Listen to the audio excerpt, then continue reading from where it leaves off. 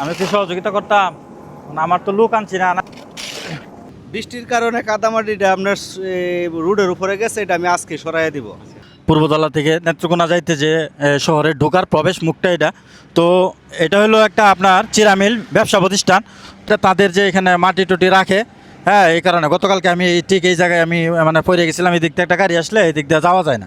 এই যে মিলের যে মালিক আছে, তো উনি বলতেছে এটা আজকে উনি পরিষ্কার করে দিবে, না হলে এটা আমরা করতাম, তো উনি পরিষ্কার করে দিবে। আর এই কাজগুলো আমরা সবাই নিজ নিজ জায়গা থেকে আমরা করব, হ্যাঁ, সবাই সবার জায়গা থেকে করব। আর উনি এটা সরাই দিবে আজকের ভিতরেই। হ্যাঁ, সরাই দেবো। এটা বৃষ্টির জন্য কাদামাটিটা সরে গেছে বৃষ্টির কারণে কাদামাটিটা আপনার রোডের উপরে গেছে, এটা আমি আজকে সরাই দিব। আপনাকে অসংখ্য অসংখ্য ধন্যবাদ। হ্যাঁ, কারণ এগুলা নিজেরাও একটু সচেতন হতে হবে, নিজেরা করতে হবে। না হলে বাংলাদেশে যে পরিমাণ রোড অ্যাক্সিডেন্টে মানুষ মারা যায় এই গাড়ি ঘোড়া, এই পরিমাণ উন্নত বিশ্ব কান্ট্রিগুলোতে আপনার এই পরিমাণ গাড়িও তৈরি করা হয় না। যেহেতু আপনার এখানে একটা ব্যবসা প্রতিষ্ঠান, এটা আপনার উপরে কিন্তু আসে।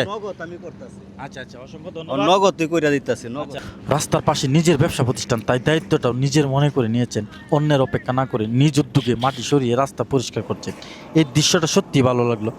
পার্সোনালিভাবে ওনাকে আমি ধন্যবাদ জানাই। এমন সচেতনতা আর দায়িত্ববোধই আমাদের সমাজকে এগিয়ে নিতে পারে। ছোট ছোট উদ্যোগই বড় পরিবর্তনের শুরু।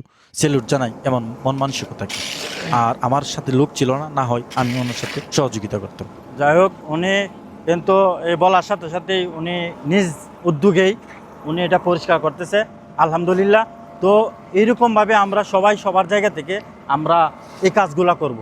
হ্যাঁ, আর এই ছোটো ছোটো উদ্যোগ হয়তো কালকে বেঁচে যাবে অনেকগুলা প্রাণ।